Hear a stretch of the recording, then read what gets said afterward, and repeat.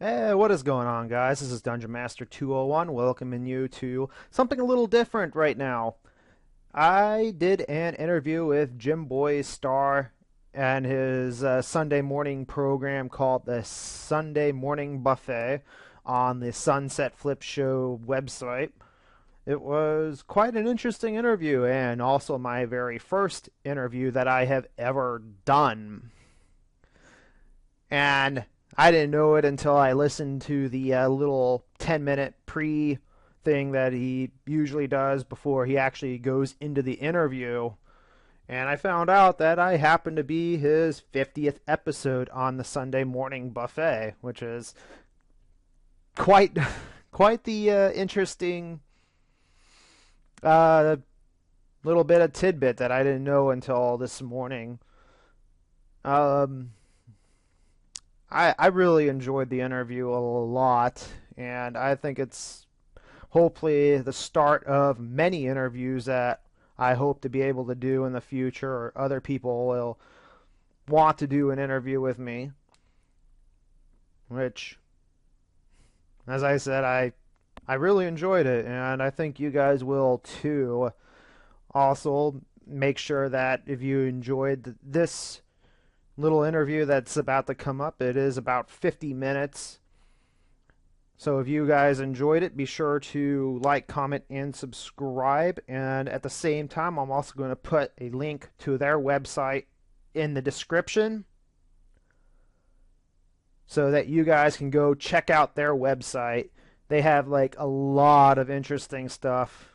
They originally started out as a more of wrestling material, but they started branching out into other forms of entertainment, such as a Let's Player like myself.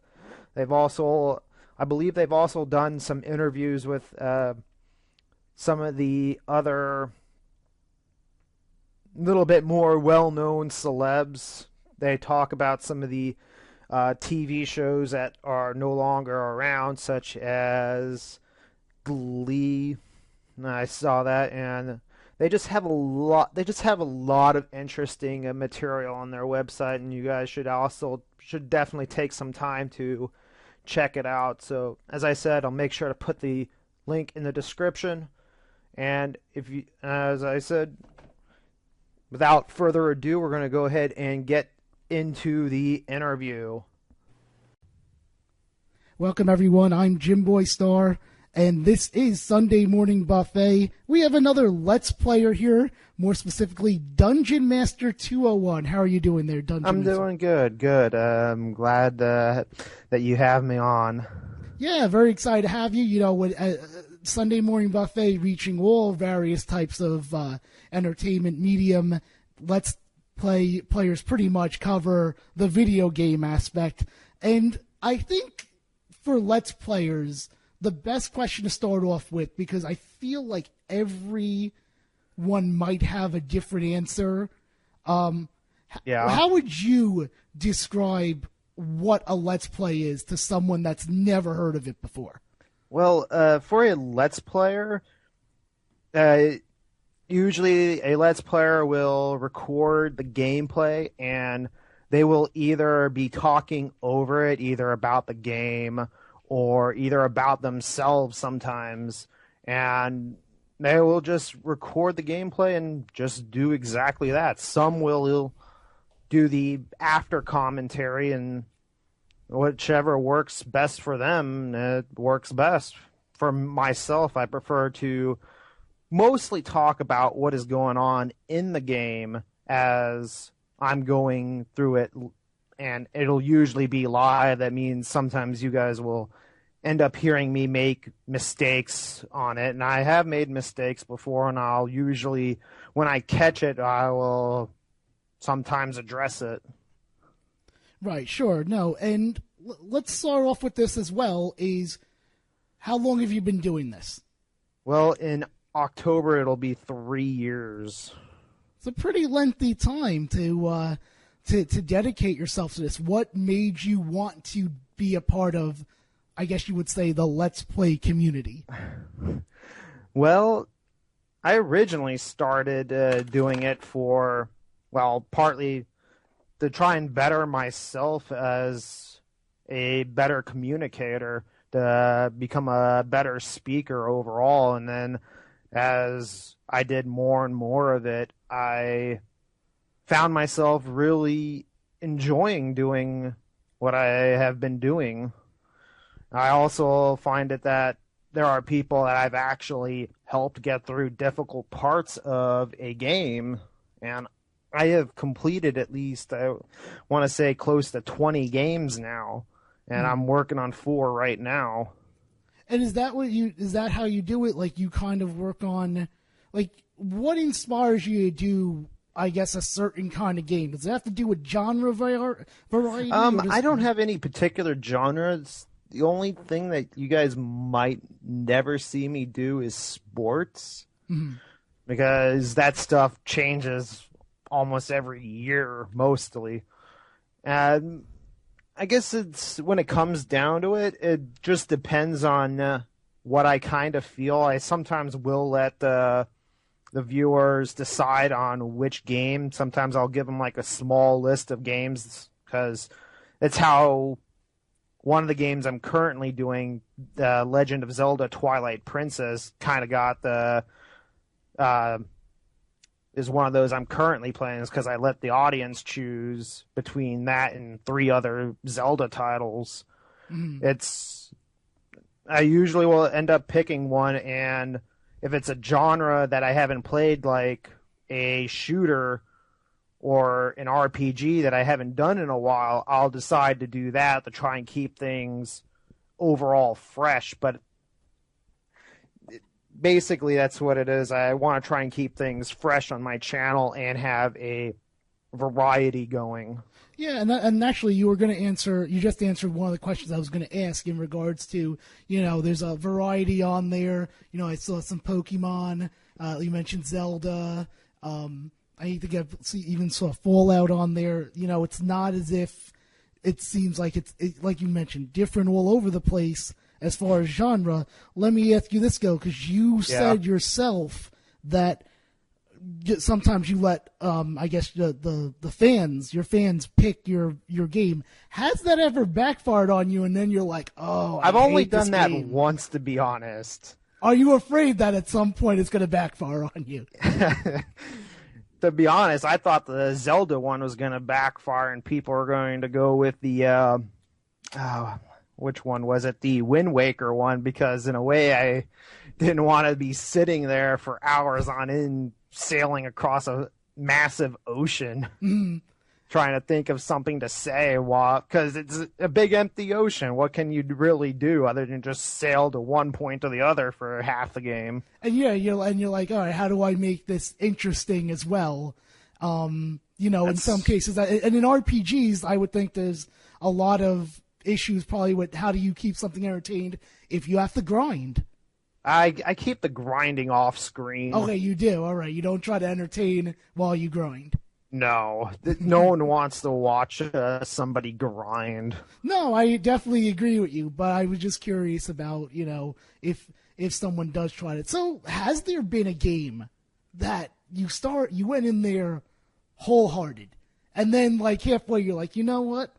Not really feeling this. Yeah, there's been one game I played maybe less than 3 hours of, and then I was like, God, I can't continue this. And I kind of just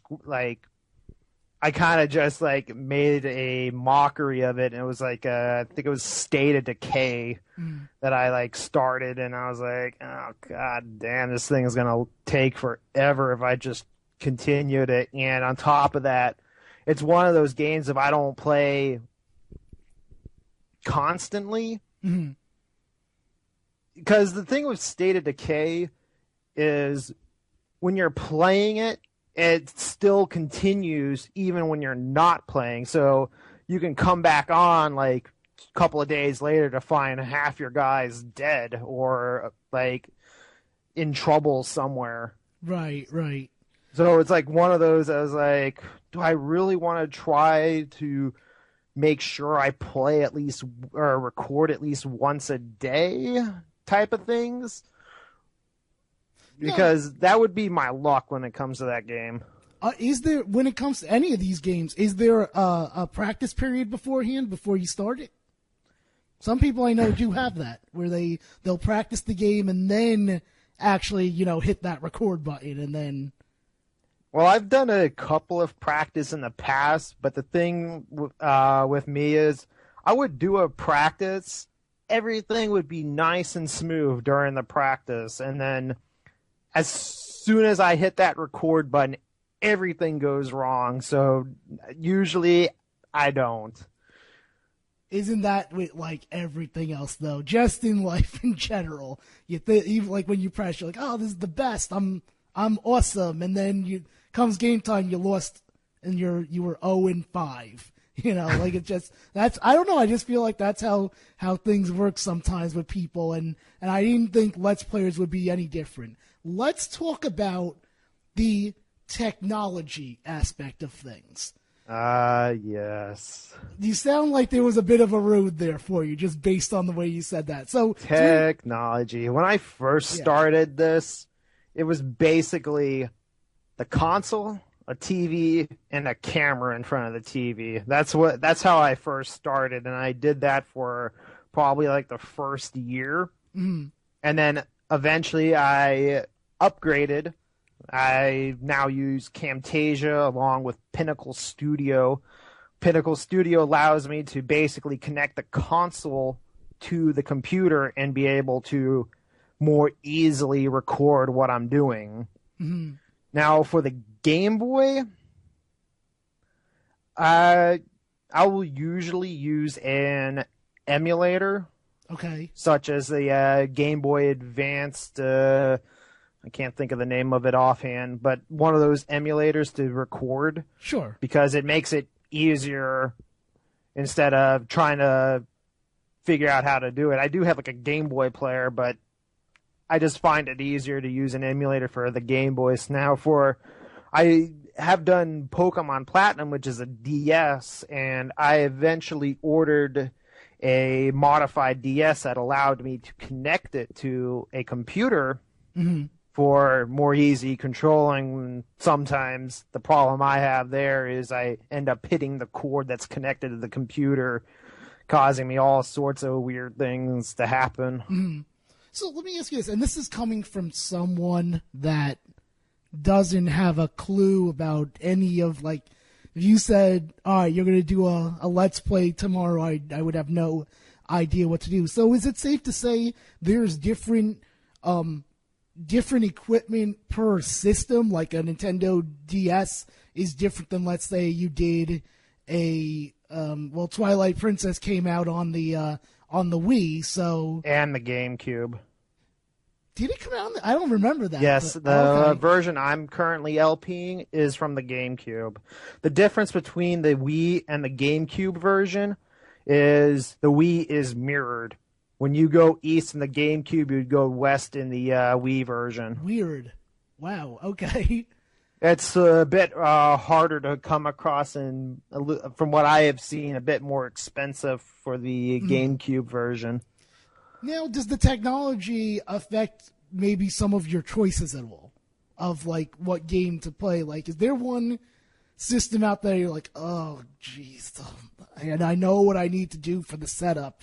I don't know if I really want to do this. I would say the one system I own that would be an absolute pain to try to set up would be the Virtual Boy. Wow, okay, that's an out of nowhere kind of one. That's all right. Interesting. So let me ask you this. In regards to, all the Let's Plays that you do and whatnot, is there a certain kind of genre that you just feel like you like more and you have more fun doing than others? Not really. I enjoyed most of the games I've LP'd, regardless of genre. Now, there might have been some that caused me more of a headache. Sure.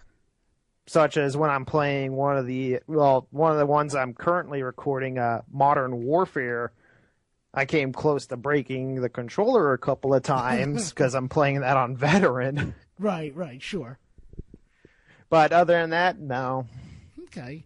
It's interesting that I look at the way Let's Plays work, and I'm going to one more thing in regards to the technology. I mean, when you started, you said it's going to be 3 years this coming October. Correct. Compared to then and what you're doing now, do you feel like technology-wise things have gotten better, or has it just maybe it's gotten better, but it's way more complicated?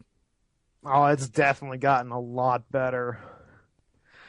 Just because I can actually better record what is going on in the screen when I was using a camera in front of the television.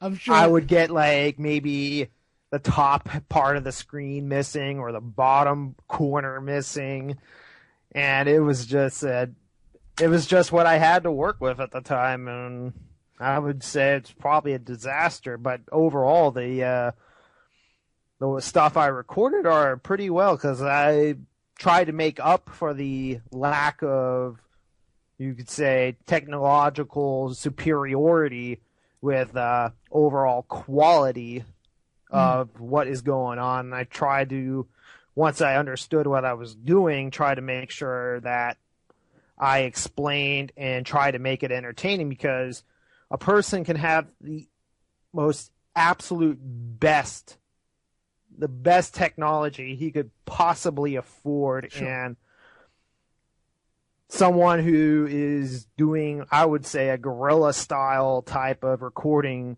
can be more entertaining than that person with the higher and better technology. It's all depends on the Let's Player. Oh yeah, absolutely. You can definitely tell different personalities. Each person brings their own into these things. Sometimes it's good, sometimes it's bad. Sometimes, it's weird because there's a lot of people that sometimes will, I don't know how you say it, like they have their own preferences. I'm not that big into Pokemon myself, but like that, I believe, has such a big and like a really big fan base for these Let's Plays. Like I think I remember. I think the reason behind that is it's usually one of the easiest to set up and easiest to start and stop when you want, because you can just save whenever you want, and you don't have to worry about is something going to happen if I just decide to stop right here. Because like with a Zelda game, if you save and stop, you usually end up in like 1 of 3, maybe 4 different starting positions when you restart. And that's not really what I meant. What I actually meant was, and no, don't worry. What I was really talking about was the types of fans. I guess you would say the Pokemon Let's Play fans. Like they have these. I just feel like they have these certain preferences. Like, oh, I want the Let's Player to do this. If they don't do that, I'm going to watch one of the other, I'm sure, 100 Let's Play Pokemon things. I just feel... I don't know where I'm getting this from, to be honest. I think just... Well, you do got to remember, they're getting close to 20 years of Pokemon being around. So true. When something is around that long, they've got to be doing something right. Right. And certainly, the people that, first started watching it, that you said 20 years, are grown-ups now. So now there's a new generation, there's a new, so I guess you're right in that essence. There's 2 different generations now watching these Pokemon things. I mean, you yourself, you mentioned that you did some Pokemon stuff that I saw on there. I think of Pokemon Coliseum. I mean, how much fun is that for you, and how do you feel that there is so many other different ones? Does it make it feel like it's tough for you to have yours stand out? I don't think there's really anything that makes it tough. The hard thing is, or not really, the great thing about Pokemon is everyone that LP is going to have, well, the basic thing that people are going to notice is the Pokemon that the LPer uses. There is like more than 700 of them now. Right. And it makes it very easy for one LPer to have a different team than the next person.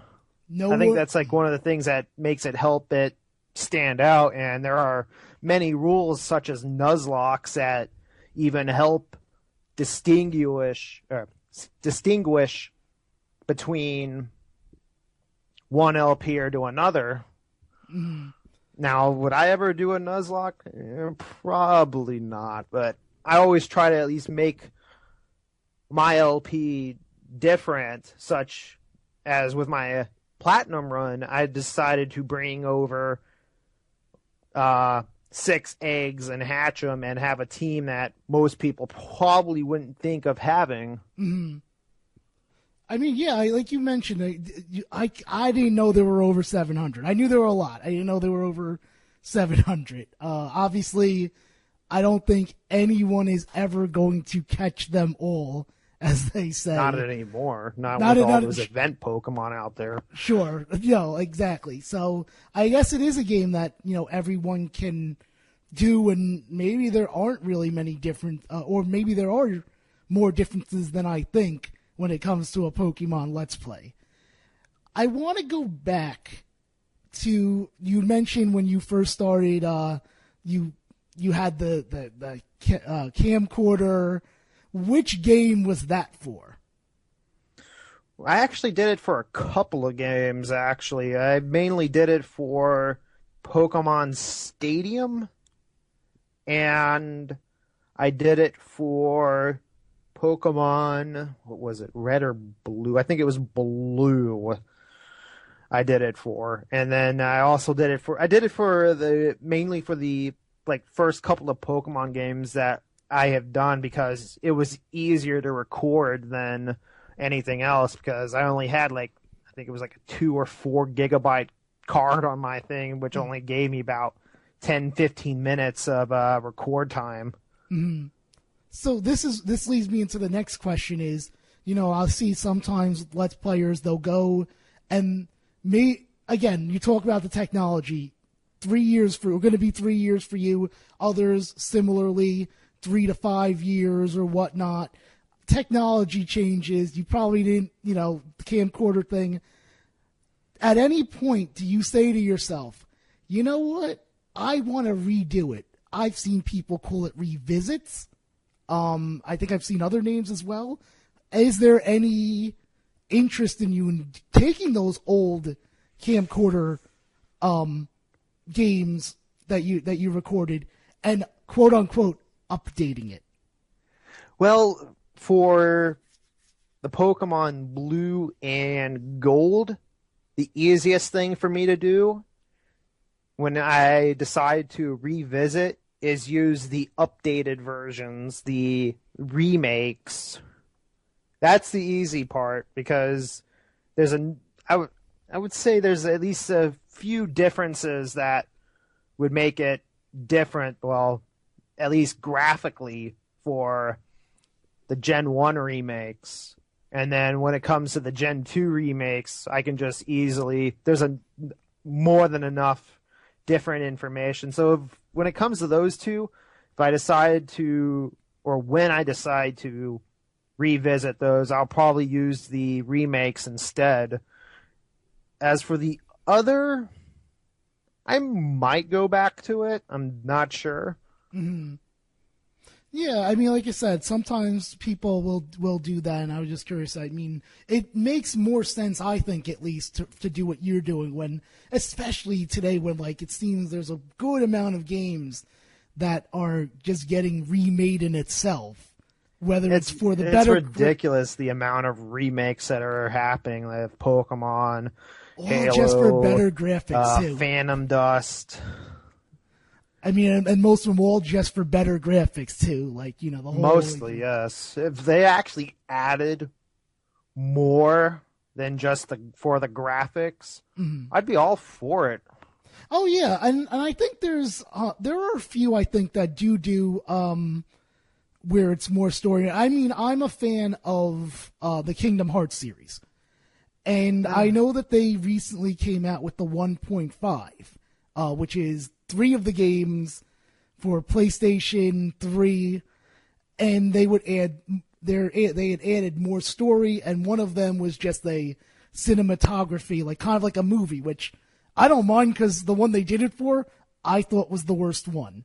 But yeah, majority of them seems like it's just the graphics, but I guess if now, how long do you think it'll be before they decide to redo Final Fantasy VII? I'm surprised it's not happened yet. When I saw 10 was re-released, and X and X2, I was like, wow, I thought that 7 would be first. I didn't think 10 and X2 would beat them, but then I thought to myself and said, I guess they're like, oh, well, still, it's a 2-pack. You know. Yeah, I kind of stopped playing Final Fantasy after it went from Final Fantasy to basically Final Hallway. Right, with the no travel time. But you know what? I want to, or the no open world or traveling. I know exactly what you mean.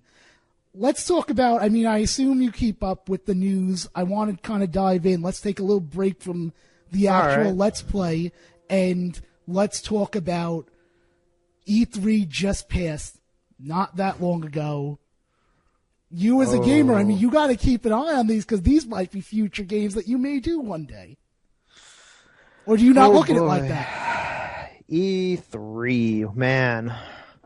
I did pay a little attention to it, but I've just had a lot going on otherwise that it made it a little bit difficult for me to pay attention to what was going on. Mm.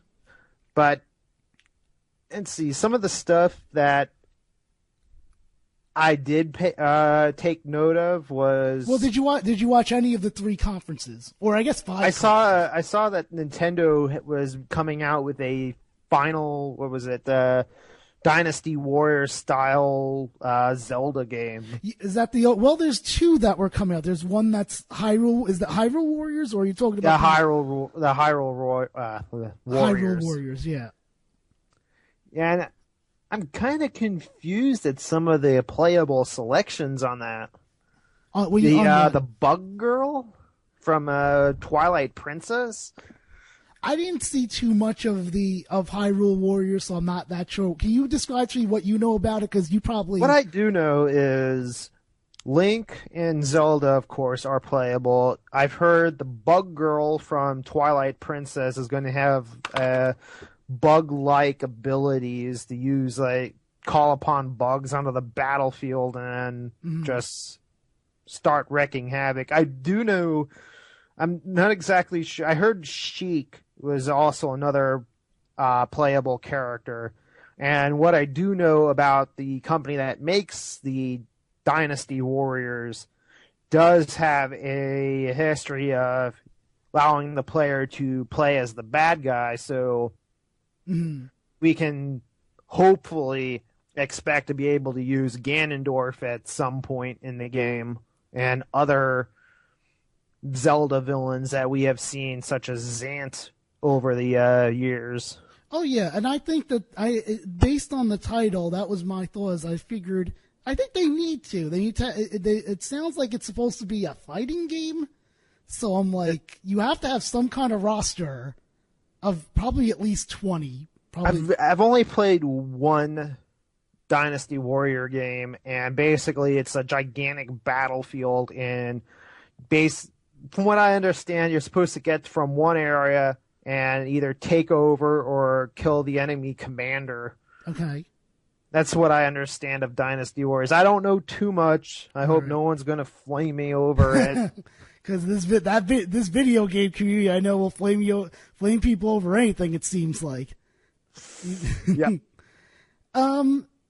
Okay, so that's a little bit about Nintendo. I mean, obviously their big thing was promoting Smash Brothers. Yeah, Smash Brothers. Fan or not a fan? Yeah, I'm a big fan of it. I enjoy using Pikachu, and I'm kind of excited they're finally bringing back or are going to give us an option to actually use our GameCube controllers again.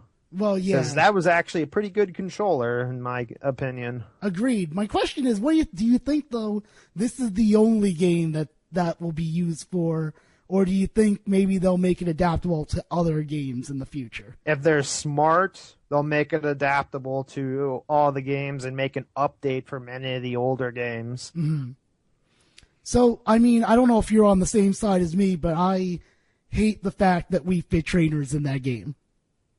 Oh my god.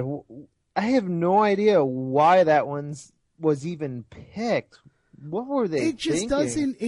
like I've said to people that I know that were okay, I'm like, it just doesn't roll off the tongue to me. Think of it. Starring Mario, Link, Samus, Wii Fit Trainer. It just doesn't sound right.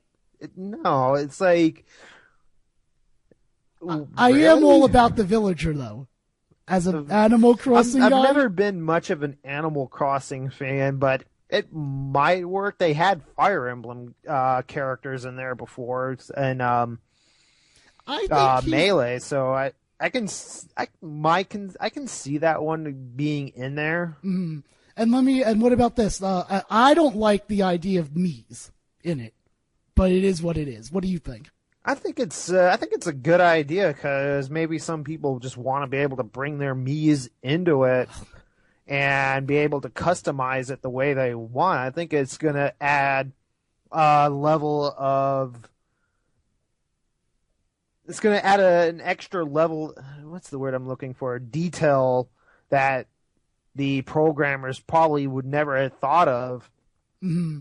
I mean, I think for having like Mega Man's arm cannon... Mm-hmm. Kirby's jump ability. I think maybe my problem was the presentation too, like, because just as I just said, like, Wii Fit Trainer doesn't roll off the tongue for me. Neither does Shaq enters the fight or Reggie enters the fight.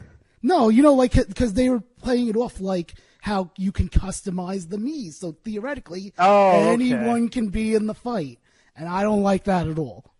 But that might just be me. I just like the idea that there is another level of detail, that something that a person can come up with the idea of. They can like get all the characters down, and then they have this character that was customized. Because I remember in Brawl, you were able to customize a level to how you want, and now they're just adding another ability to customize. I kind of hope the customize level comes back for the new one. Mm-hmm. Actually, now that you mentioned that, create a level, I don't think I've heard anything about that. So I have no idea if that's coming back, unless you heard something that I didn't. No, I haven't. I'm just hoping it's one of those things that does come back. And I'm also hoping they are holding out Mewtwo for the return. I mean, but yeah, I think there's still going to be some announcements in regards to this. Are you looking more forward to the Wii U one or the 3DS one? Because part of me, I don't know if it's just me, is really looking forward to that 3DS one for that weird little run through caves and battle enemies mode that I can't think of the name of. I kind of like both, because I think they're, as many consoles in the past had some connectability between the console version and their game version, because I know, for example, well, a strong example actually would be between ever since the N64, you were able to connect a Pokemon game to the console version, and I know Metroid also had something on the GameCube where you connected the game and unlocked some stuff. But so I think there's the possibility that they're going to be able to connect the DS version to the Wii U version that they haven't announced yet. That would be really nice.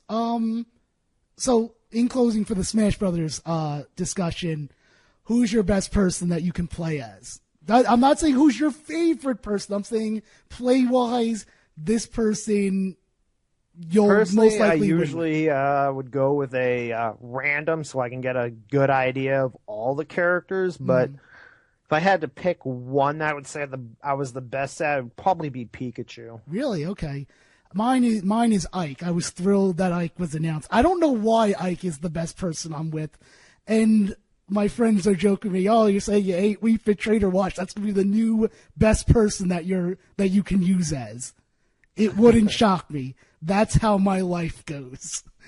Let's talk about some of the other conferences before we go back into the Let's Play. I personally didn't have much at all feeling for Microsoft. I don't know if you did. Microsoft, I think the main thing that they had going for them was the Halo material. Yeah. I mean, I've never been a first-person shooter guy, so, I mean, I feel like half of that conference was for that. I am kind of curious at how they're going to continue the story, because I have played the Halo 4 on I'm thinking COD, Legendary. Mm.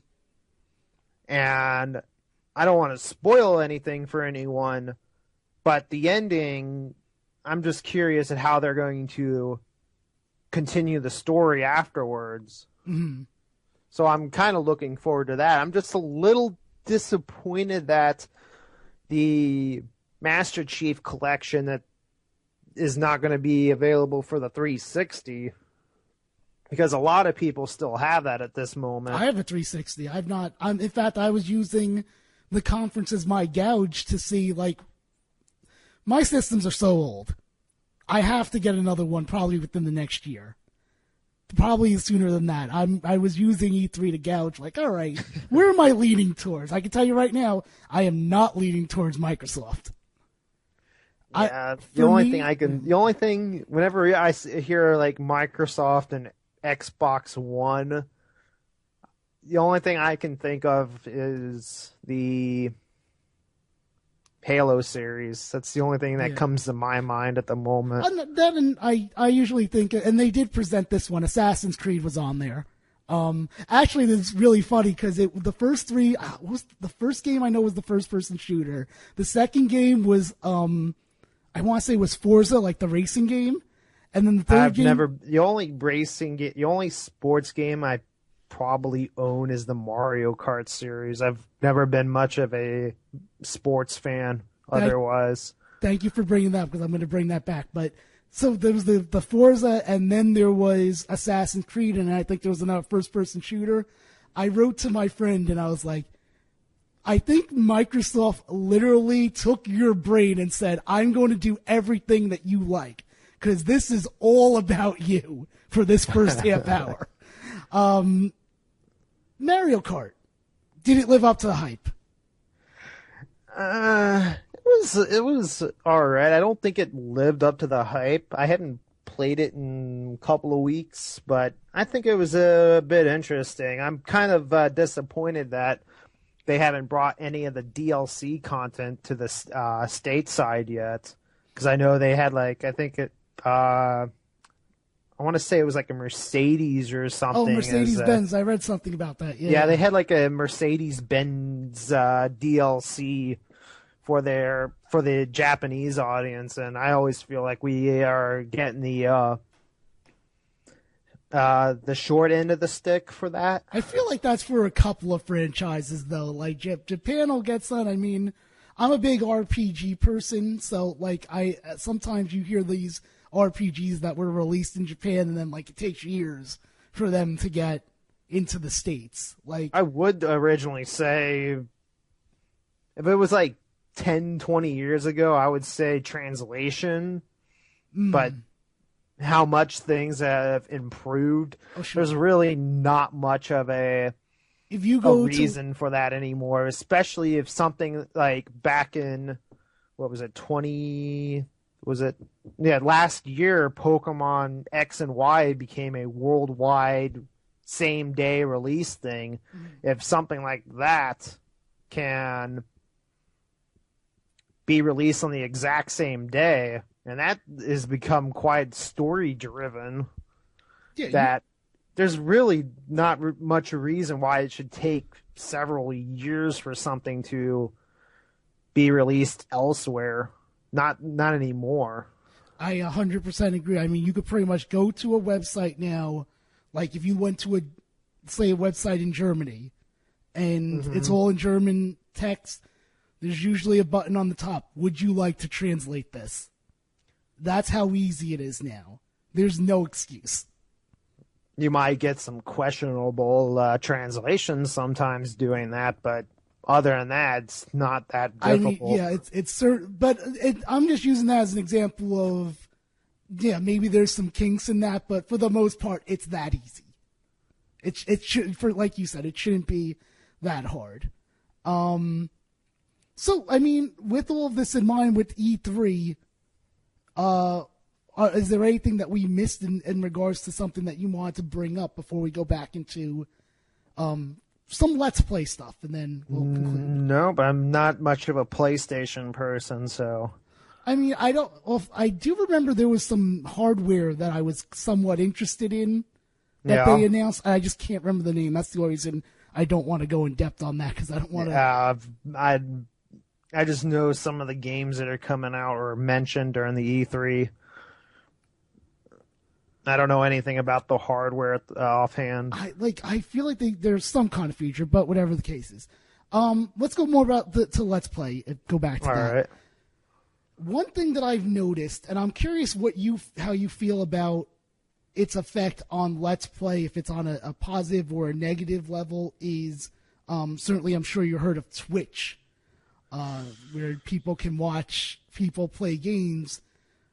But I think it's an interesting alternative, does especially with some companies deciding to shoot themselves in the foot and go after Let's Players. I'm not going to mention any here. But my real question, I think, when it comes to this is, here you are, Let's Player, you put your time in, you put the, again, not everyone knows what you know. Like I said, if I were to someone told me to do a Let's Play, I wouldn't have a damn clue what I would need to do to get up and running. But now, I feel like with Twitch, maybe more people that wouldn't be able to do a Let's Play is doing something else video game wise. And I guess my real question to you is, do you feel that Twitch is oversaturating that particular market?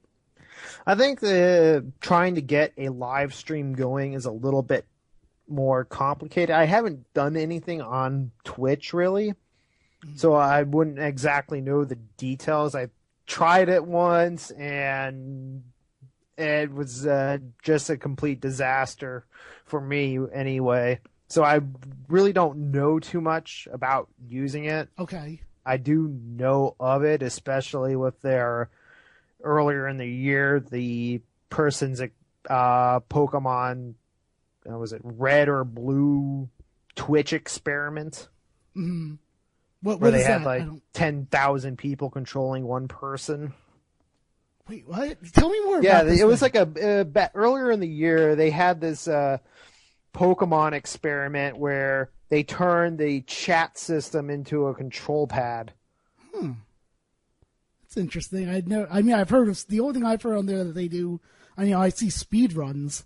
But basically, you're saying that it's not oversaturating the game, the playing market. I guess you would say the video game playing market, but it's just an alternative. That's really... I think it's just an alternative overall, because as far as I know, many of those people that are using Twitch, they're able to get a live stream going, and then I believe they get to keep the stuff up there like YouTube. Mm-hmm. And unlike YouTube, where some companies would just go in and be able to just say, I don't like this, take it down. I think it's an alternative. Okay. I want to go because I can tell it in your voice. You sound a little upset. Let's get it in there. Tell us have you had problems with YouTube restricting some videos on you? And tell us the story. Mainly music has been my issue. Now, when I was doing a LP of Fallout 3, one of the issues I had was the music that is played on there, the 40s and 50s music that is there. And one of the issues I would have would be a video being blocked in several countries due to that. and it would become an annoyance, and I'd be trying to figure out, okay, how do I take care of this? Because I don't want people all complaining, hey, how come I can't watch this video? Because it would be like a part like 50 or 60 in the Let's Play. Right. And then they end up missing something important, and I'm like, oh, God.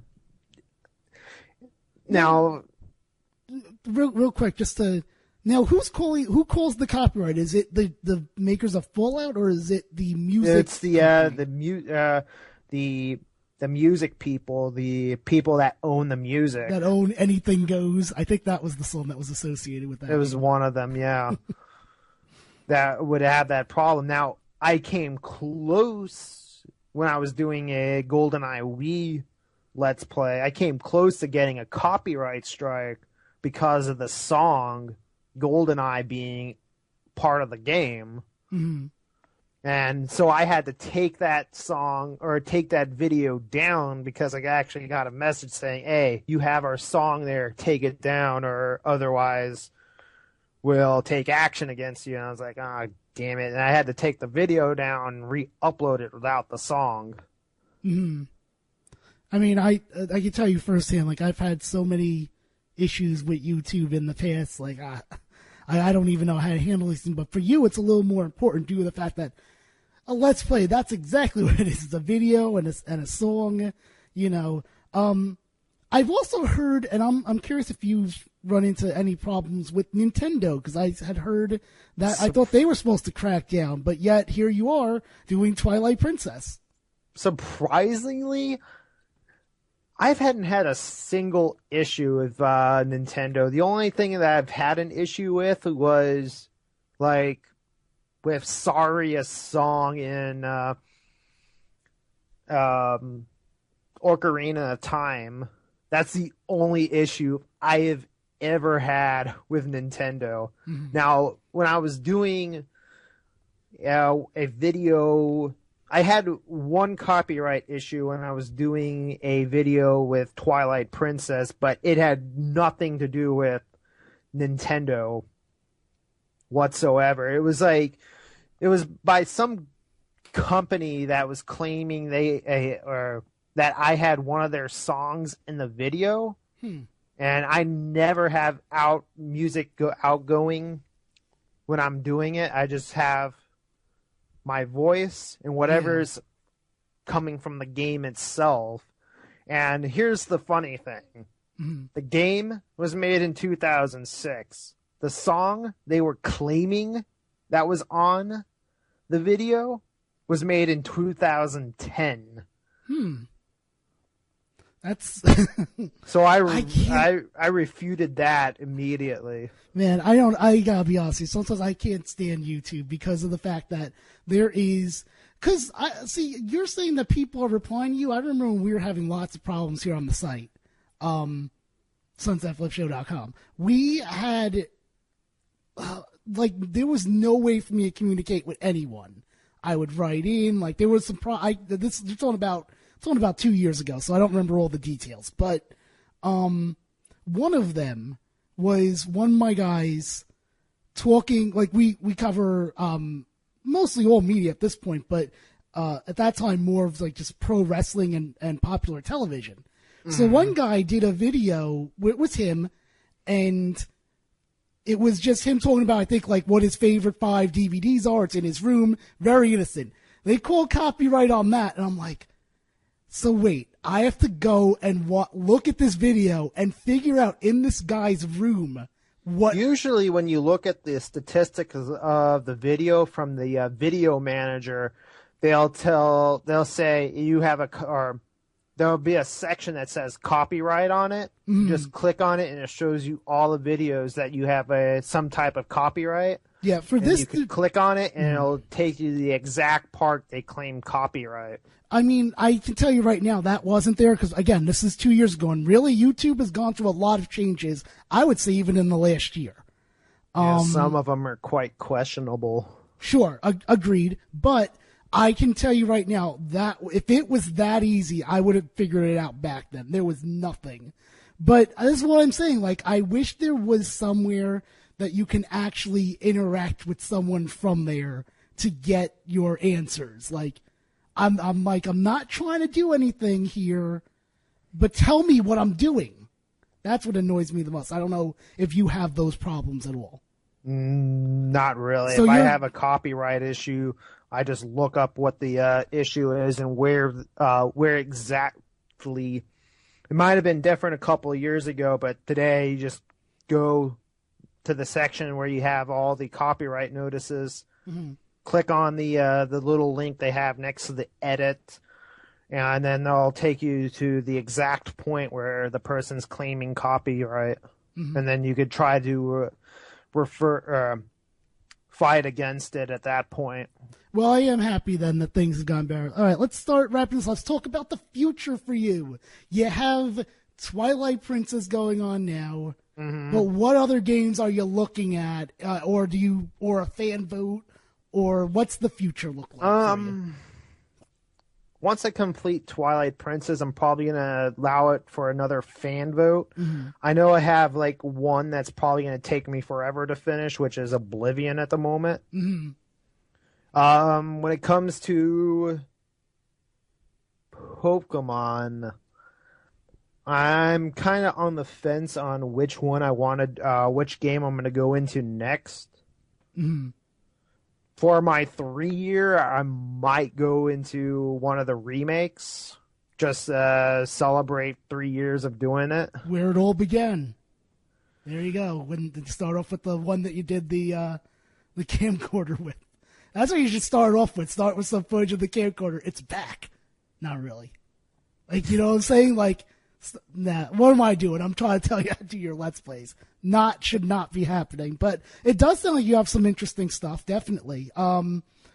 Plugs for whatever you on Twitter, Facebook, Instagram. Wow, I rarely use my Twitter or Facebook. I created the accounts for my channel, but I don't think I really use them. I do use the Twitter one sometimes, and I think it's like Dungeon Master 21. I want to make sure that's correct. Yeah, check it out. I mean, yeah, and then of course, I think I have it's either my actual name, Dungeon Master 201. I remember before they had a letter limit on how many you could have. Oh, I didn't even remember.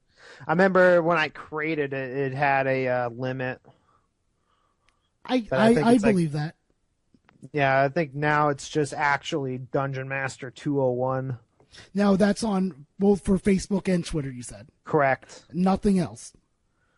Yeah, I don't use anything else. Other than the obvious YouTube page. Okay, I just want to double check. All right, so any final words before you go? Not that I can think of. So just check out my YouTube channel, subscribe to it, like all my videos. Every little bit helps. And feel free to make any comments you guys, any good, don't make any derogatory comments on my channel, but feel free to make comments otherwise than that on my videos.